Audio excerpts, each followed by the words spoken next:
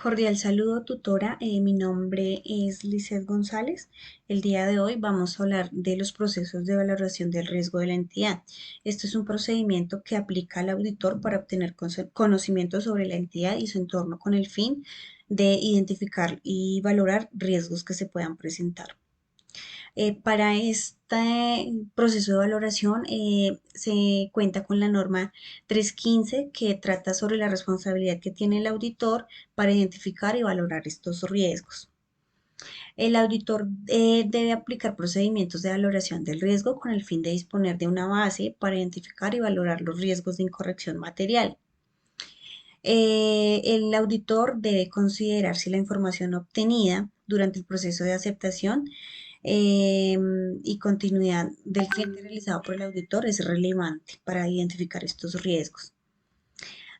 Cuando el auditor tenga la intención de utilizar información obtenida de su experiencia anterior con la entidad y de procedimientos de auditoría aplicados en las auditorías anteriores, determinará si se han producido cambios desde la anterior auditoría y que puedan afectar a su relevancia para la auditoría actual.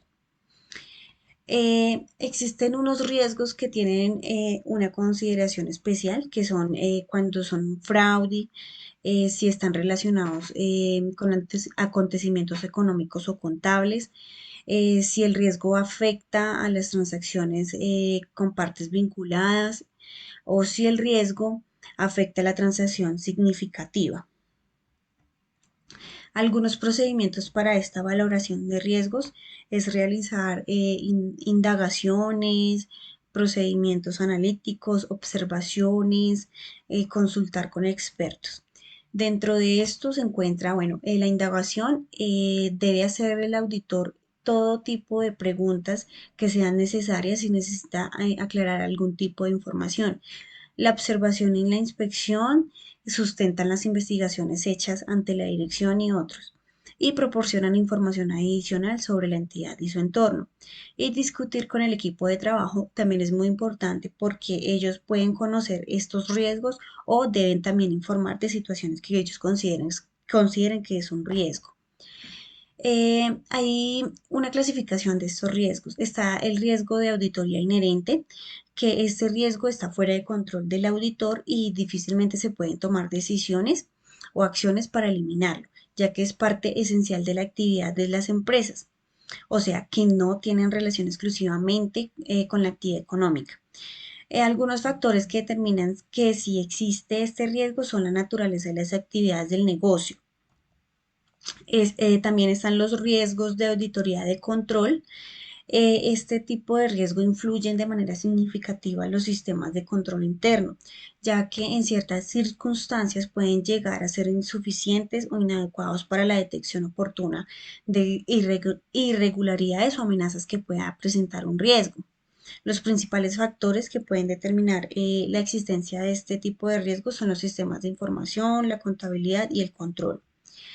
Y están los riesgos de auditoría de detección. Estos se dan cuando la auditoría no se detecta la existencia de errores en el proceso realizado. Generalmente deriva de procedimientos inadecuados por parte del grupo de auditor. Muchísimas gracias.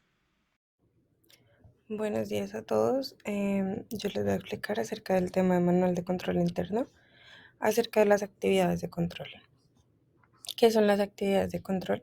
Son políticas y procedimientos que se acata la autoridad empresarial para garantizar el logro objetivo específico de una empresa. Estos procedimientos pueden ser delegación adecuada del poder, segregación de responsabilidades, elaboración y uso de documentos, adopción de medidas de seguridad para la protección de propiedades y control independiente para la ejecución de actividades. La aplicación de la mejora como consecuencia del control se va a hacer un análisis de causas. Es necesario analizar un análisis e identificación de las causas por las cuales se presentaron los hallazgos o no conformidades de los resultados de la autoevaluación. Acerca de las metodologías propuestas para realizar el análisis de las causas, puede ser una lluvia de ideas, un diagrama de causa-efecto, un diagrama de afinidad, un diagrama de interrelaciones, los 5 porqués y el diagrama de afinidad. La formulación de acciones de mejora. Una acción de mejora es el medio a través del cual se pretende dar una solución a un problema o dificultad cuando se trata de un riesgo. La finalidad es emprender acciones para prevenir o cuando se trata de una no conformidad, el objetivo es desarrollar acciones y junto a ellas metas para corregir lo ocurrido. Por ello, podemos hablar de acciones preventivas y acciones correctivas. Se pueden hacer actividades de control. La idea es implementar actividades de control, entre las cuales están revisar si los controles existentes son suficientes para evitar problemas, identificar las políticas o procedimientos externos establecidos para compensar los riesgos, y en caso de que los controles sean ineficaces, es importante establecer algunos nuevos o asegurarse de que estos no sean excesivos o innecesarios, de ser así, modificarlos o eliminarlos. Esta es la bibliografía que yo utilicé para esta presentación. Muchas gracias. Cordial saludo, mi nombre es Andrea Jenny Rincón Poveda del curso de Control Interno y Aseguramiento de la Información y a continuación realizaré la exposición sobre el tercer componente del Manual de Control Interno, que es el sistema de información. Bueno, para iniciar entonces hablaremos un poco sobre el concepto, sobre qué es la información. Entonces acá nos dice que los sistemas de información y comunicación existentes en una institución permiten generar, capturar y procesar, transmitir información relevante sobre las actividades institucionales y eventos internos y externos que puedan afectar su desempeño positivo o negativamente. Según el informe COSO, una organización debe identificar, capturar y comunicar la información financiera y no financiera pertinente para la entidad que le permita a las personas desarrollar sus responsabilidades. Este componente, pues del sistema interno produce informes que contienen información sobre las operaciones financieras y asuntos de cumplimientos que facultan el desempeño y el control de una entidad. Bueno, esto en cuanto al concepto. Por otra parte, encontramos los tipos de información. Toda entidad requiere información que le permita alcanzar sus objetivos.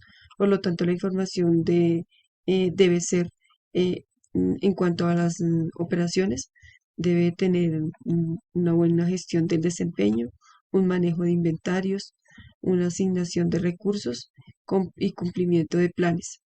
Por la parte financiera, entonces, pues contener los estados financieros, ser rentable, manejar su presupuesto, tener tendencias financieras y presentar estadísticas. En cuanto a la rendición de cuentas y en general, bueno, por este lado encontramos pues, los estados financieros, la ejecución presupuestaria y los informes de cumplimiento. Este tipo de información debe ser relevante, la cual apoya los objetivos institucionales a nivel estratégico, táctico y operativo de la organización. En cuanto a la clasificación, entonces una organización generalmente posee más de un tipo de información, cada uno con características específicas y cada uno tiene un rol fundamental en el logro de la satisfacción de las necesidades de la organización. De esta forma, los sistemas de información se clasifican en formales e informales. Dentro de los formales encontramos que están basados en un conjunto de normas, estándares y procesamientos que le permiten que permiten que la información se genere y llegue a quien la necesita en el momento deseado. Y en los informales entonces están basados en la comunicación no formalizada ni predefinida entre las personas de la organización.